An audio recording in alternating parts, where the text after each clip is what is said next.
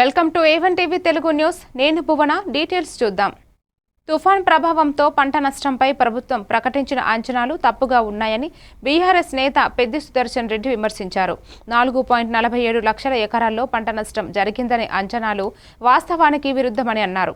రైతులు తమ పంటను కొనుగోలు కేంద్రాలకు తీసుకెళ్లిన సమయంలో అకాల వర్షాలతో పంట తడిచి భారీ నష్టం వాటిల్లిందని తెలిపారు.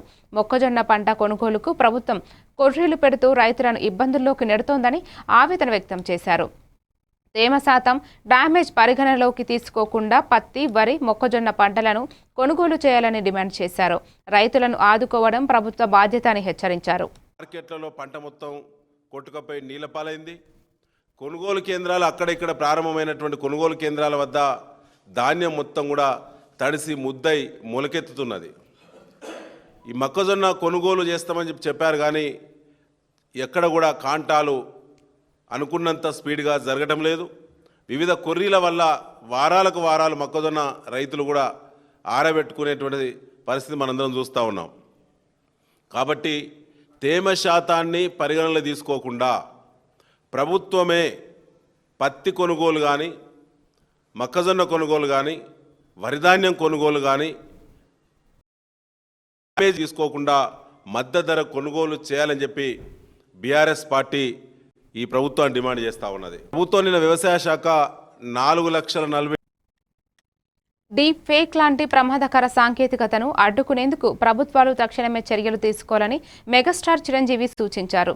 ప్రజల గోప్యతను భంగపరిచే వీడియోల తయారీని నిరోధించడానికి ప్రత్యేక చట్టాలు అవసరమన్నారు. పోలీసులు ఇప్పటికే చట్ట పరిరక్షణ దిశగా తీసుకుంటున్న ప్రయత్నాలు అభినందనీయమని పేర్కొన్నారు. సాధారణ ప్రజలకు రక్షణ కలిగించే విధంగా చట్టాలను కఠినతరం చేయాలని కోరారు. ఫేక్ వీడియోలు వ్యక్తిగత ప్రతిష్ట, సమాజ నమ్మకాన్ని దెబ్బతీస్తున్నాయని ఆందోళన వ్యక్తం చేశారు. డిజిటల్ అవగాహన పెంపు ద్వారా మాత్రమే ఈ సమస్యను నియంత్రించవచ్చని అన్నారు. ఈ విషయంలో డెఫినెట్గా వాళ్ళు ఇప్పటికే చాలా సీరియస్గా తీసుకున్నారు. ఈ విషయంలో డైరెక్ట్గా సజ్జనార్ గారు ఆయన ప్రస్తావించారు. Is very serious and definitely ఇది ఒక పెద్ద గొడ్డలి పెట్టు మనకి. దాని మీద పూర్తిగా స్పందించి అన్ని రకాలుగా ఒక చట్టం తీసుకొచ్చే దిశగా పోలీస్ వ్యవస్థ, శ్రీ శివధార్ గారు వీళ్ళందరూ కూడా ప్రయత్నం చేస్తున్నారు. అండ్ డెఫినెట్లీ వాళ్ళ యొక్క అనుకున్నది నెరవేరుతుంది. అండ్ సామాన్యులకి డెఫినెట్లీ ఇలాంటి అవాంతరం నుంచి వాళ్ళకి రక్షణ లభిస్తుంది. అంటే జనరల్గా టెక్నాలజీ అనేది రానున్న రోజుల్లో కూడా ఎక్కువ అవుతున్నటువంటి సమయంలో అటువంటి సమస్యలు కూడా అంతే స్థాయిలో ఎక్కువ అవుతున్నటువంటి మంచి వస్తున్నప్పుడు అండి, మంచి జరుగుతున్నప్పుడు మంచితో పాటు చెడు కూడా కుట్టు వస్తుంది. మనం చేసే ఫిల్టర్స్ ఏర్పరచుకోవాలి. దానికి మన వ్యవస్థలు ఉన్నాయి. ముఖ్యంగా ప్రధానంగా పోలీస్ వ్యవస్థ ఖచ్చితంగా వాళ్ళు they will do that best to overcome these problems. But we have to welcome the technology, advance technology ఎప్పుడు మనం వెల్కమ్ చేయాలి. ఈ వెల్కమ్ చేసే దాంట్లో బై ప్రోడక్ట్ కొంచెం బ్యాడ్ కూడా వస్తుంది. దాన్ని ఎలా ప్రక్షాళన చేయాలని దాని మీద వాళ్ళు పూర్తి స్థాయి దృష్టి పెట్టారు. దీనికి ప్రభుత్వాలు కూడా సహకరిస్తాయి. వాళ్ళు డెఫినెట్గా అసెంబ్లీలో చట్టాలు తీసుకొస్తారు. వాళ్ళ స్ట్రాంగ్గా ఉంటారు. ఇంకెలాంటివి ఆటలు కొనసాగనివి కూడా చేస్తారు. బీహార్ అసెంబ్లీ ఎన్నికల నేపథ్యంలో ఎన్డీఏ కూటమి తమ ఎన్నికల మేనిఫెస్టో సంకల్ప పత్రాన్ని విడుదల చేసింది. పాట్నాలో జరిగిన కార్యక్రమంలో కేంద్ర మంత్రి జేపీ నడ్డా, సీఎం నితీష్ కుమార్, చిరాగ్ పాస్వాన్ తదితరులు పాల్గొన్నారు. రాష్ట్రంలో 1 కోటి ఉద్యోగాలు కల్పించడమే ప్రధాన హామీగా పేర్కొన్నారు. ప్రభుత్వ, ప్రైవేటు రంగాల్లో ఉద్యోగాలు సృష్టిస్తామని హామీ ఇచ్చారు. ప్రతి జిల్లాలో మెగా స్కిల్ సెంటర్ ఏర్పాటు చేస్తామని తెలిపారు. మహిళా సాధికారత, రైతుల సంక్షేమం, పేదల ఉపాధి అంశాలకు ప్రాధాన్యం ఇచ్చారు. బీహార్ను గ్లోబల్ స్కిల్లింగ్ హబ్గా తీర్చిదిద్దడమే తమ లక్ష్యమని ఎన్డీఏ కూటమి ప్రకటించింది.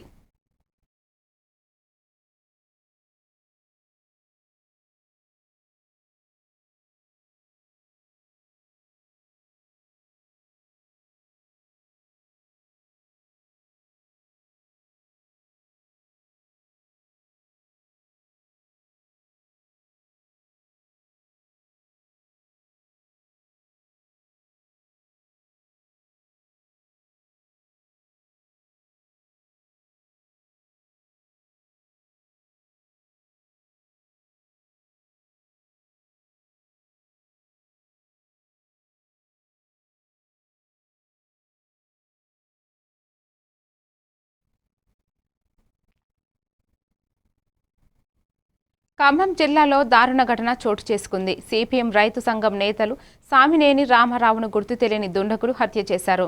చింతకాని మండలం పాతర్లపాడు గ్రామంలో ఉదయం వాకింగ్కు వెళ్లిన రామారావుపై దుండగులు దాడి చేశారు. పదునైన ఆయుధంతో గొంతు కోసి హతమార్చినట్లు పోలీసులు తెలిపారు. రక్తపు మడుగులో పడి ఉన్న రామారావును గమనించిన స్థానికులు వెంటనే సమాచారం ఇచ్చారు. పోలీసులు కేసు నమోదు చేసి దర్యాప్తు చేపట్టారు. రాజకీయ కారణాలు ఉన్నాయా అనే కోణంలో కూడా విచారణ కొనసాగుతోంది. ఈ హత్యతో స్థానికంగా ఉద్రిక్తత నెలకొంది. ఈనాడు ఎక్కడా లేనటువంటి పరిణామం మనం చూస్తున్నటువంటి నేపథ్యంలో మధుర నియోజకవర్గంలో గత 2 సంవత్సరాల క్రితం ఒక ఘటన జరిగింది. కాంగ్రెస్ వాళ్ళే సిపిఎం పార్టీ కార్యకర్తను చంపేశారు. మళ్ళీ ఇవాళ సిపిఎం నాయకుడిని సామినేని రామారావు గారిని కూడా ఆ కాంగ్రెస్ పార్టీకి చెందినటువంటి వాళ్ళే కుట్ర చేసి తయారు చేసి చంపించినటువంటి ఘటనని చూస్తూ ఉన్నాం. ఏ ధైర్యంతో ఇక్కడ జరుగుతూ ఉంది అనే దానికి ఈ ప్రభుత్వం సమాధానం చెప్పాల్సినటువంటి అవసరం ఉంది. మేము ఏమి చేసినా సరిపోతుంది, హత్యలు చేసినా, దాడులు చేసినా, దౌర్జన్యాలు చేసినా, దుర్మార్గాలు చేసినా సరిపోతుంది అనేటటువంటి ఒక ధోరణితోని ఇక్కడ ఉన్నటువంటి కాంగ్రెస్ నాయకత్వం వ్యవహరిస్తూ ఉంది అని అంటే దీనికి భరోసా ఇచ్చేటటువంటి వాళ్లే దీనికి జవాబుదారీగా ఉండాల్సినటువంటి పరిస్థితి ఏర్పడుతుంది అని చెప్పేసి తెలియజేస్తూ ఉన్నాం. అందుకనే ప్రజలు కూడా ఆలోచించాలి, ఇటువంటి వాటికి తావు లేకుండా చేయాలి. ఈ నియోజకవర్గంలో గూండాయిజం, రౌడీయిజం, పెత్తందారీతనం, పక్షపాతంతో వ్యవహరిస్తున్నటువంటి శక్తుల గురించి అంతా కూడా ఆలోచించి అప్రమత్తంగా ఉండి ఈ నియోజకవర్గంలో శాంతి భద్రతల్ని నెలకొల్పుకోవడానికి అవసరమైనటువంటి పద్ధతుల్లో ప్రజలు ఆలోచించాలని చెప్పేసి విజ్ఞప్తి చేస్తా ఉన్నాం. పోలీసు యంత్రాంగానికి మరొక్కసారి విజ్ఞప్తి చేస్తా ఉన్నా, ఎటువంటి ఒత్తిడికి వరంగల్లో కొండా సురేఖ, ఎర్రబెల్లి స్వర్ణ మధ్య విభేదాలు మళ్లీ బయటపడ్డాయి. వరంగల్ తూర్పు నియోజకవర్గంలో మంత్రి కొండా సురేఖ, జిల్లా కాంగ్రెస్ అధ్యక్షురాలు ఎర్రబెల్లి స్వర్ణ మధ్య విభేదాలు మళ్లీ ఉధృతమయ్యాయి. కాశీబుగ్గలో ఇందిరాగాంధీ విగ్రహానికి స్వర్ణ చేసిన పూలమాలను సురేఖ అనుచరులు తొలగించడంతో వివాదం చెలరేగింది. అనంతరం సురేఖ స్వయంగా పూలమాల వేసి నివాళులు అర్పించారు. సురేఖను చూసి స్వర్ణ మొహం చాటేసి వెళ్లిపోవడం స్థానికంగా చర్చనీయాంశమైంది. ఇందిరాగాంధీ వర్ధంతి వేడుకలను వేరువేరుగా నిర్వహించడం కాంగ్రెస్లో అంతర్గత విభేదాలను మరింత బహిర్గతం చేసింది. పార్టీ నాయకత్వం దీన్ని సీరియస్గా తీసుకునే అవకాశం ఉందని సమాచారం.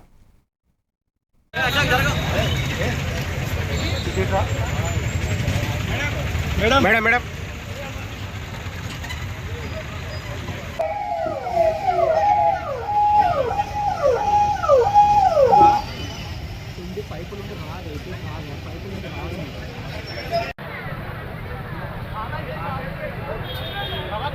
అట్లా తీస్తారానే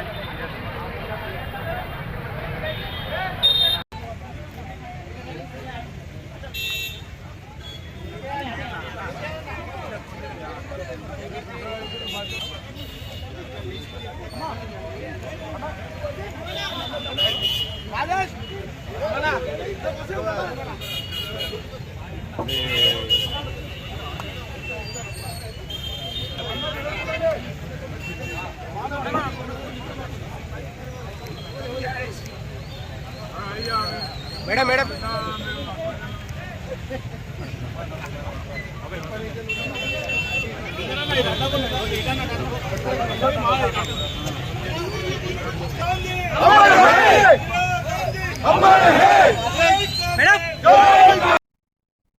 మాజీ క్రికెటర్ అజహరుద్దీన్ దేశానికి పేరు ప్రఖ్యాతులు తెచ్చిన గొప్ప క్రీడాకారుడని డిప్యూటీ సీఎం బట్టి విక్రమార్క అన్నారు. ఆయనను మంత్రివర్గంలోకి తీసుకోకుండా బీజేపీ కుట్రలు చేస్తోందని విమర్శించారు. మైనారిటీ నాయకులకు అవకాశాలు ఇవ్వడంలో బీజేపీ వెనుకంజ వేస్తోందని వ్యాఖ్యానించారు. అజహరుద్దీన్ బీహార్ ఎన్నికల్లోనే కాదు తెలంగాణలో కూడా ప్రజాదరణ పొందిన నేత అని పేర్కొన్నారు. బీఆర్ఎస్ పార్టీకి నష్టం కలిగించాలనే ఉద్దేశంతోనే ఈ కుట్రలు జరుగుతున్నాయని ఆరోపించారు. మైనారిటీ వర్గాల సమగ్రాభివృద్ధికి కట్టుబడి ఉన్నామని స్పష్టం చేశారు.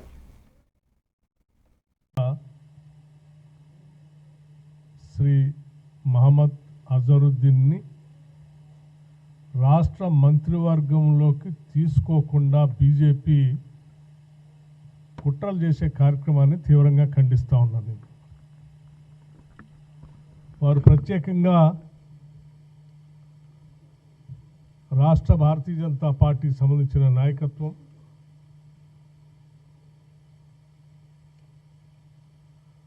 Chief electoral officer Telangana state హైదరాబాద్కి ప్రత్యేకంగా ఒక లేఖ రాసి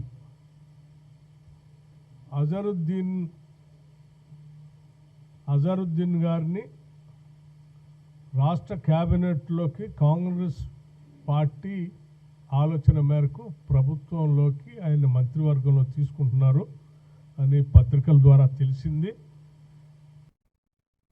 విజయవాడలో సర్దార్ వల్లభాయ్ పటేల్ జయంతి సందర్భంగా ఏక్తా ర్యాలీ ఘనంగా నిర్వహించారు. ఈ కార్యక్రమంలో ముఖ్య అతిథులుగా ఎంపీ కేశినేని శివనాథ్, బీజేపీ రాష్ట్ర అధ్యక్షుడు పివిఎన్ మాధవ్ పాల్గొన్నారు. ఇందిరాగాంధీ స్టేడియం నుంచి బెంజ్ సర్కిల్ వరకు ర్యాలీ సాగింది. సర్దార్ పటేల్ దృఢ సంకల్పం, నాయకత్వాన్ని ప్రజలకు స్మరింపరించారు. ఐక్యత, సమగ్రత, సార్థకత పటేల్ కృషి చేశారని పేర్కొన్నారు. దేశ ఏకత కోసం ఆయన చూపిన మార్గం ప్రతి ఒక్కరిని ప్రేరణగా నిలుస్తుందని నేతలు చెప్పారు. ఈ ర్యాలీలో పార్టీ కార్యకర్తలు భారీగా పాల్గొన్నారు.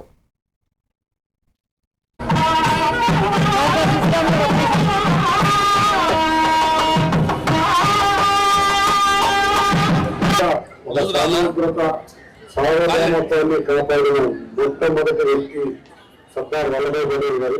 ఆయన ఆధ్వర్యంలో ఎన్నో సంస్థానాధీశులు అన్నింటినీ తీసుకొచ్చి ఈ భారతదేశం యొక్క యూనిటీని తెలియజేసిన వ్యక్తి. అటువంటి మహోనీయుడి యొక్క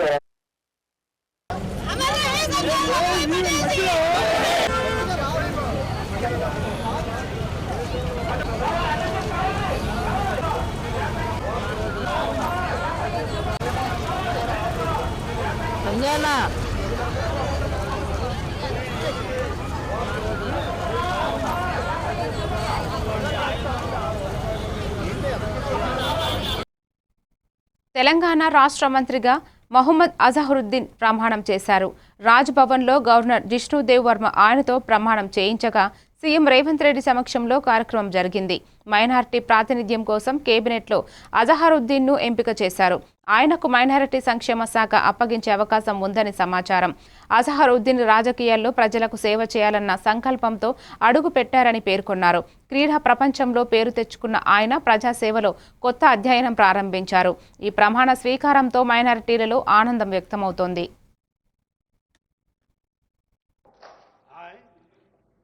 I, Muhammad Azharuddin, do swear in the name of Allah that I will bear true faith and allegiance to the Constitution of India as by law established, that I will uphold the sovereignty and integrity of India, that I will faithfully and conscientiously discharge my duties as Minister for the state of Telangana, and that I will do right to all manner of people in accordance with the Constitution and the law, without fear or favor, affection or ill will.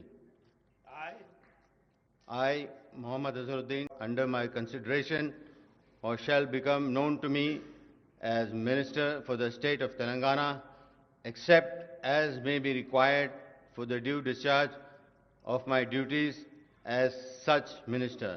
Jai Telangana, Jai Hind.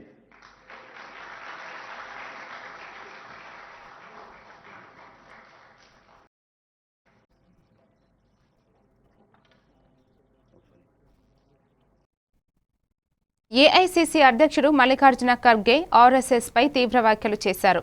దేశంలో అల్లర్లు, హింసకు RSS కారణమని ఆరోపించారు. పటేల్ ఆశయాలను మోదీ గౌరవిస్తుంటే వెంటనే ఆర్ఎస్ఎస్ను నిషేధించాలని demand చేశారు. సర్దార్ పటేల్ లాంటి నేతలు దేశ ఏక్తా కోసం పనిచేశారని, ఆర్ఎస్ఎస్ మాత్రం విభజన రాజకీయాలు చేస్తోందని అన్నారు. కేంద్ర ప్రభుత్వం ప్రజాస్వామ్య విలువలను కాపాడాలంటే సంస్థలపై ఆధారపడకూడదని సూచించారు. కాంగ్రెస్ దేశ సమగ్రతకు కట్టుబడి ఉందని ఖర్గే స్పష్టం చేశారు.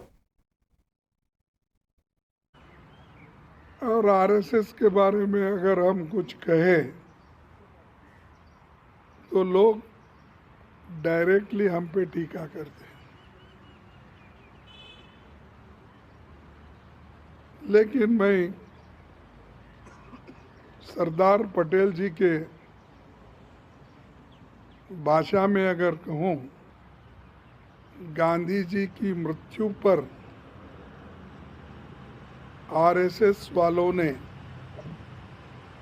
जो हर्ष प्रकट किया और मिठाई बांटी, उससे ये विरोध और भी बढ़ गया. इन हालात में सरकार की आरएसएस के खिलाफ कदम उठाने के अलावा कोई और रास्ता नहीं बचा था।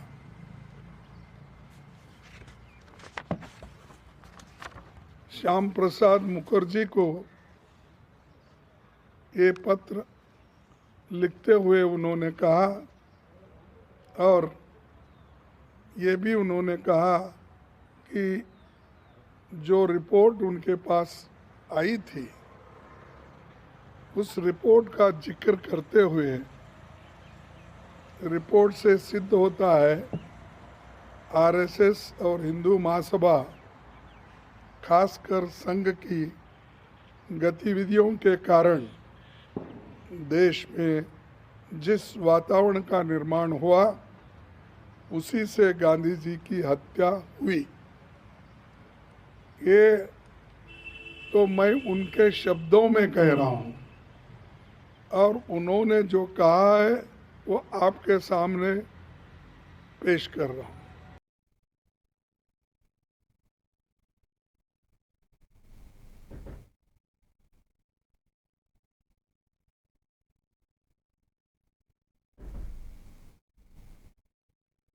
జూబ్లీ హిల్స్ ఉప ఎన్నికల ప్రచారంలో బీఆర్ఎస్ వర్కింగ్ ప్రెసిడెంట్ కేటీఆర్ పాల్గొన్నారు. ఈ సందర్భంగా మాట్లాడుతూ మరో 500 రోజుల్లో తెలంగాణలో కేసీఆర్ ప్రభుత్వం మళ్లీ వస్తుందని ధీమా వ్యక్తం చేశారు.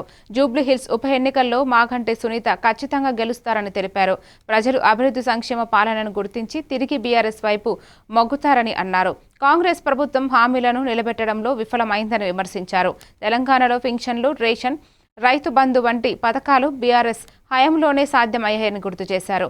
పార్టీ పునరాగమనం ఖాయం అని కేటీఆర్ విశ్వాసం వ్యక్తం చేశారు. పెట్టుకోండి, ఇది రోజు సరిగ్గా 2 ఏళ్ళు అయిపోయింది. ఇంకొక 500 రోజుల్లో మళ్ళీ కేసీఆర్ గవర్నమెంట్ రాబోతుంది. ఎక్కువ టైం లేదు, ఎక్కువ టైం ఏం లేదు. చూస్తుంటే పోతాయి. 500 రోజులు కళ్ళు మూసుకొని తెరిచే లోపల పోతాయి. మీరు ఎవ్వడు, ఏ రౌడీగాడు, ఏ గుండగానికి భయపడే అక్కర్లేదు. మనం 14 నవంబర్ రోజు బరాబర్ మళ్ళా గోపీనాథ్ భార్య మాగంటి సునీతనే గెలుస్తుంది. నేను మీకు గుర్తు చేస్తున్నా. కేంద్ర మంత్రి కిషన్ రెడ్డి చేసిన వ్యాఖ్యలపై టీపీసీసీ అధ్యక్షుడు మహేష్ కుమార్ గౌడ్ తీవ్రంగా స్పందించారు. మైనారిటీ నేత అజహరుద్దీన్ ను కేబినెట్లోకి తీసుకురావడంపై బీజేపీకి ఎందుకు ఇంత అక్కసో అని ప్రశ్నించారు. పేద కుటుంబంలో పుట్టి కృషితో ఎదిగిన అజహరుద్దీన్పై ఈ వ్యాఖ్యలు అనుచితమని అన్నారు. దేశానికి గౌరవం తెచ్చిన నేతను అవమానించడం బీజేపీ మైనారిటీల పట్ల దురుద్దేశమని చూపుతోందని పేర్కొన్నారు. తెలంగాణలో మైనారిటీల సమగ్రాభివృద్ధే కాంగ్రెస్ లక్ష్యమని గౌడ్ తెలిపారు. దేశ ద్రోహులెవరో, దేశ భక్తులెవరో కూడా తేల్చుకోలేని దుస్థితిలో కేంద్ర మంత్రి ఉండడం, కిషన్ రెడ్డి గారు ఉండడం దౌర్భాగ్యం. అజహరుద్దీన్ గారి గురించి ఆ రకంగా మాట్లాడడం కేంద్ర మంత్రి స్థాయికి తగదు. ఒక బీద కుటుంబంలో పుట్టి అంచెలంచెలుగా ఎదిగి కష్టపడి క్రికెట్లో తన ప్రావీణ్యం నిరూపించుకొని జాతీయ క్రికెట్ జట్టుకు సుదీర్ఘకాలంగా కెప్టెన్ ఉండడం కాకుండా ఆయనలో ఎన్నో విజయాలు సాధించిన సంగతి కిషన్ రెడ్డి గారు మర్చిపోయినారా, తెలియదా? గతంలో పార్లమెంట్ సభ్యులుగా చేసినారు, సేవలు అందించినారు. నిజాయితీగా నిర్మమాటంగా మాట్లాడే వ్యక్తి. వీళ్ళ క్రీడా ప్రపంచాన్ని కాకుండా మైనార్టీలో కూడా ప్రేరేపించిన వ్యక్తికి క్యాబినెట్లో అవకాశం ఇస్తే ఇంత విషయం, ఇంత అక్కసు ఎందుకు కక్కుతా ఉన్నారు? తెలంగాణ కానీ ఆనాడు సమైక్య ఆంధ్రప్రదేశ్ చరిత్రలో కానీ 2 ముగ్గురేసి మైనార్టీలు మంత్రివర్గం ఉన్నట్టు సందర్భాలు ఉన్నాయి. ఇవాళ మొదటి క్యాబినెట్లో ఇవ్వాల్సి ఉన్నప్పటికీ కూడా ఎమ్మెల్యేలు ఓడిపోవడం వల్ల ఇవ్వలేకపోయినాం. ఇవాళ ఇస్తా ఉన్నాం. దానికి అంత బాధ ఎందుకు అని అడుగుతా ఉన్నాం. అజహరుద్దీన్ గారిని క్యాబినెట్ తీసుకోవడం వల్ల మైనార్టీలకి సంక్షేమం, అభివృద్ధి చేరడంలో కొంత సులభం అవుతుందని ఉద్దేశంతో వారు తీసుకుంటా ఉన్నాం. ఎంఎస్ రాజు వ్యాఖ్యలపై రాజాసింగ్ ఫైర్ చర్యలు. భగవద్గీతపై ఎమ్మెల్యే ఎంఎస్ రాజు చేసిన వ్యాఖ్యలు తీవ్ర వివాదానికి దారితీశాయి.